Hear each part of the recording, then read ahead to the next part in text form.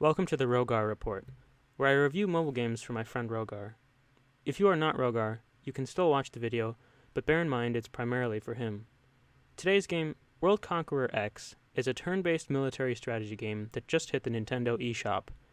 Now you might be thinking, Nintendo eShop, that's not a mobile game.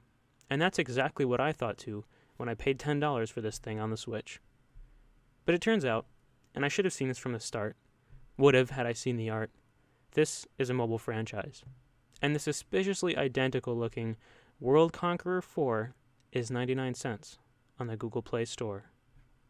Now that I've spent 3 minutes playing this game, fully completing 2 out of the 3 tutorial missions, I think I'm qualified to review this latest edition in the But Why Isn't It Advance Wars franchise.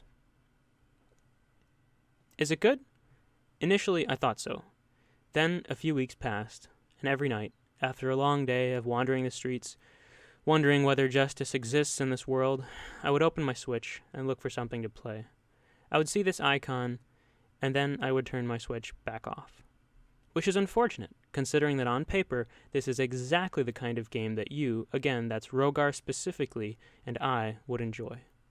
In World Conqueror X, you control the military of a World War II era country, either in a specific historical scenario, if you're playing the campaign, or in a worldwide skirmish between the Axis and Allied powers.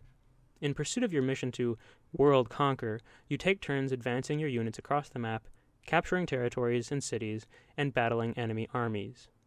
But what drives us to conquer, Rogar? Why do you and I feel this unmistakable, undeniable need to dominate and claim new lands as our own in games like World Conqueror X? One is tempted to consider the obvious.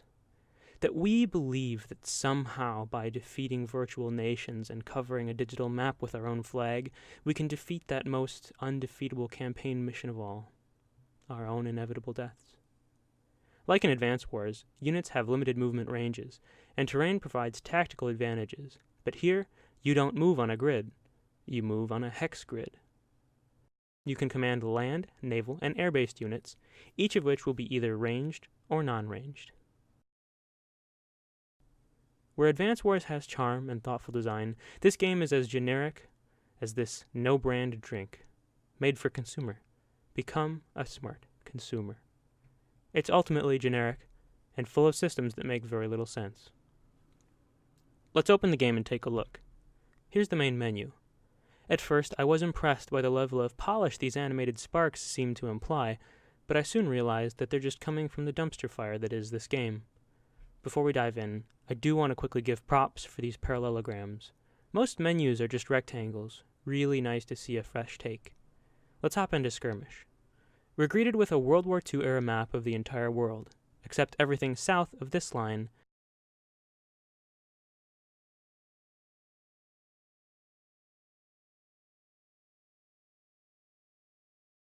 Get fucked Argentina. We can now choose a power to play as, but be careful because this game isn't even slightly balanced. If you pick a power with a disadvantageous initial position, well, rip Poland. What do any of the icons on this screen mean? Is this some kind of free-to-play time unlock thing? Why are these icons so similar? What is a deployable general? What is this game? How do I play? Just a few of the questions that come to mind here. Each country enters the war. Okay, so now we have to hit A for every single one. They couldn't have given us a list of countries to just confirm for the turn? Apparently not. Now let's take the fight to the enemy. Battle animations appear as a quick overlay on top of the map, and I do appreciate that. It's pretty neat. And they end quickly.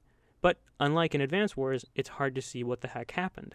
The health bars are tiny and radial, and the number that pops off the unit disappears quickly and isn't clear about what's being taken out of. And speaking of health bars, units can actually cover each other's health, including the enemies. So you can literally not be able to see the health of an enemy or your own unit.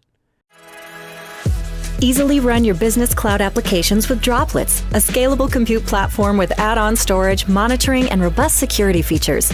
Droplets can be customized to meet all your application needs and provide industry-leading price performance and predictable billing.